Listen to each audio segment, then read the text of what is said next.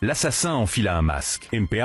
Il ajusta ses lunettes, puis rabattit une casquette militaire sur sa tête. Une fois son déguisement terminé, il ressemblait parfaitement à un véritable officier. Il s'infiltra alors sans difficulté au sein de l'armée russe. Puis il s'arrêta volontairement devant le coffre-fort. Sa cible, c'étaient les lingots d'or, d'une valeur de 800 millions de yuan. Cachés à l'intérieur, il fit signe aux soldats à côté de lui de s'éloigner, sortit une mini-caméra, puis appuya sur le clavier numérique. L'image apparut aussitôt sur l'écran de son complice. Tout ça pour voler le code du coffre. Quelques minutes plus tard, un autre officier s'approcha au moment où la porte du coffre se referma lentamente. Il composa machinalement le code, déclenchant ainsi le plus grand braquage jamais organisé. Alors que le train militaire russe commençait à rouler, Lisa lança un autre train à sa poursuite. Elle appuya sur un bouton et le moteur rugit instantanément. Le train accéléra brutalement. Il ne lui fallut que 20 secondes pour rattraper le train cible. Mais à cet instant, un tunnel apparut droit devant. Ses complices devaient absolument terminer l'installation du dispositif. Avant la sortie du tunnel, l'homme appuya sur l'interrupteur qu'il tenait dans sa main. Un gaz toxique, Kamenka acetate, à se diffuser depuis le plafond. À ce moment-là, même si le train avait déjà quitté le tunnel, il était désormais entièrement sous le contrôle des braqueurs. Ce que les soldats voyaient n'était pas la réalité, mais une projection animée. L'un des soldats sembla remarquer que quelque chose clochait, mais soudain, il aperçut une magnifique jeune femme qui lui faisait signe de la main. Tous ses soupçons disparurent immédiatement. Lisa comprit que le moment était venu. Elle écrasa de nouveau l'accélérateur. En quelques secondes, elle se retrouva à hauteur du train cible. La phase la plus critique pouvait enfin commencer. Ses complices attachèrent leur ceinture de sécurité, puis s'approchèrent lentement du train. Ils ouvrirent la première porte. Le temps pressait. L'homme sortit rapidement ses outils et commença à voler l'or. Lorsque la porte du coffre s'ouvrit, la vue des lingots le laissa sans voix. Mais il n'avait plus le temps de s'émerveiller. Dès que la plaque d'acier fut mise en place, les lingots glissèrent parfaitement dans le wagon des braqueurs. Cependant, alors que tout le monde était occupé à déplacer l'or, un soldat réalisa soudain que le paysage derrière la fenêtre lui semblait familier. Il se précipita dehors pour vérifier et découvrit que l'or avait disparu. Heureusement, ses complices réagirent à temps et l'assommèrent d'un violent coup de poing. Mais avant même qu'il puisse souffler un instant, une urgence encore plus grave venait de surgir.